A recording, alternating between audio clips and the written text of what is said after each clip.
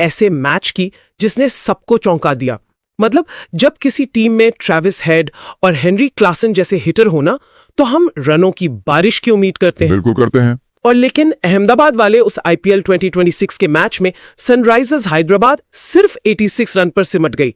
मतलब ये कोई वीडियो गेम का ग्लिच लग रहा था मुझे तो। हाँ, लोग सिर्फ उस 86 रन के स्कोर कार्ड को देखकर हैरान हैं, लेकिन असली कहानी कुछ और ही है। ये सिर्फ एक खराब दिन नहीं था उनका। तो फिर क्या था? ये असल में T20 क्रिकेट की जो अल्ट्रा एग्रेसिव रणनीति है ना, उसकी एक बहुत बड़ी तकनीकी खामी का पर्दाफाश था।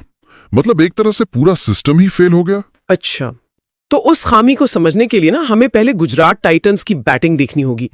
उन्होंने पहले खेलते हुए 168 रन बनाए थे। सही कहा। और सच कहूं तो जब प्रफुल्ल हिंगे ने शुरू में ही शुभमन गिल और जॉस बटलर को आउट किया तो लग रहा था कि हैदराबाद पूरी तरह से कंट्रोल में है। मतलब मॉडर्न डे क्रिकेट में 168 का टारगेट तो काफी कम ही माना जाता है ना। वही तो असली धोखा था। 168 रन भले ही बहुत बड़ा पहाड़ ना लगे, लेकिन वो स्कोर बना कैसे, ये देखना जरूरी है। हाँ, साई सुदर्शन की वो पारी। एग्जैक्टली।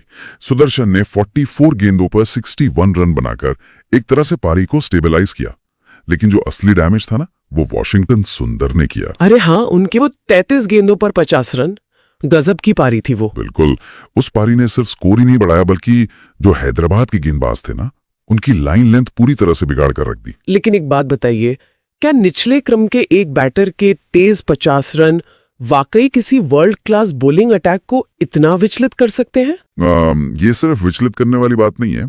देखिए, जब कोई बैटर बॉलर्स को उनकी जो एक नेचुरल लेंथ होती है उसे बदलने पर मजबूर कर दे, तो फील्डिंग टीम की पूरी स्ट्रेटेजी हिल जाती है। अच्छा। सुंदर ने स्पिनर्स को हावी नहीं होने दिया, उन्हें छोटी गेंदें डालने पर मजबूर किया। ओके। और इसका नतीजा ये हुआ कि जब हैदराबाद की टीम चेस करने के लिए ड्रेसिंग रूम में वापस गई ना, तो जो साइकोलॉजिकल मोमेंटम था वो पूरी तरह से गुजरात के पास शिफ्ट हो चुका था। और फिर जब हैदराबाद चेस करने उतरी तो मतलब पूरी तबाही मच गई। बिल्कुल। मोहम्मद सिराज की गेंद पर ट्रेविस हेड 0 पर आउट हो गए। वो पहला झटका बहुत भारी था। बिल्कुल।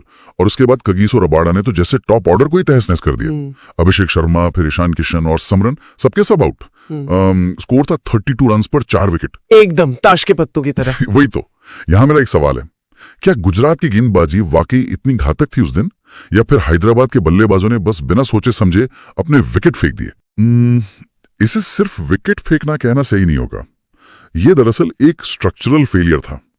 आप हैदराबाद की बैटिंग को ना एक हाई परफॉर्मेंस स्पोर्ट्स कार की तरह देखिए। ओके, एक स्पोर्ट्स कार। हाँ, अब एक सीधी सड़क पर उस कार को हराना नामुमकिन है, लेकिन जैसे ही वो कार किसी स्पीड ब्रेकर से टकराती है, जैसे सिराज की उस बैक ऑफ अ लेंथ गेंद पर हेड का आउट होना। हाँ, वो काफी शानदार गेंद थी। बिल्कुल। तो जैसे ही वो स्पीड ब्रेकर आता है, वो कार सीधे क्रैश हो जाती है, क्योंकि उसमें ब्रेक ही नहीं है। आपका मतलब है कि उनके पास कोई डिफेंसिव तकनीक थी ही नहीं, मतलब स्ट्राइक रोटेट करने का कोई प्लान बी ही नहीं था उनके पास। नहीं, यही सबसे बड़ी दिक्कत है। उनकी पूरी जो रणनीति है वो सिर्फ बाउंड्री लगाकर प्रेशर कम करने पर टिकी होती है। राइट। तो जब रबाडा और जेसन होल्डर ने पिच की ग्रिप का फायदा उठाया और एकदम सटीक हार्ड लेंथ पर बॉलिंग करके बाउंड्रीज रोक दी, तो उनके पास सिंगल डबल लेकर स्ट्राइक रोटेट करने का कोई ऑप्शन ही नहीं बचा। और हेनरिक क्लासन जैसे पावर हिटर का भी वही हाल हुआ। वो भी होल्डर के वेरिएशन को पढ़ नहीं पाए और लगातार डॉट गेंदों के प्रेशर में आकर बड़ा शॉट खेलने गए और अपना विकेट गवा बैठे। बिल्कुल।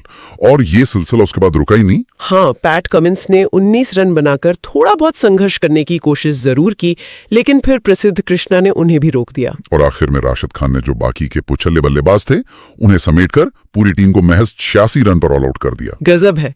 ये देखना वाकई बहुत दिलचस्प है कि कैसे हार्ड लेंथ हिट करने और पेस कम करने की एक सिंपल लेकिन क्लियर स्ट्रैटेजी ने उनकी उस अंधाधुंध आक्रामकता को पूरी तरह से बेअसर कर दिया। यही तो इस मैच का सबसे बड़ा लेसन है।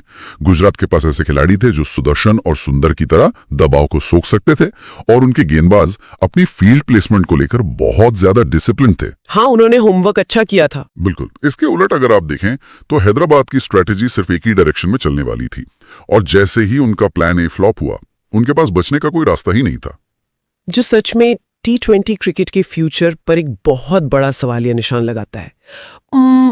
हम हमेशा अटैक करने वाले बैटिंग टेम्पलेट का बहुत गुणगान करते हैं आजकल। करते तो हैं, लेकिन अगर शुरुआती विकेट जल्दी गिरने पर स्ट्राइक रोटेट न कर पाने की वजह से एक पूरी की पूरी टीम महज 86 रन पर सिमट सकती है।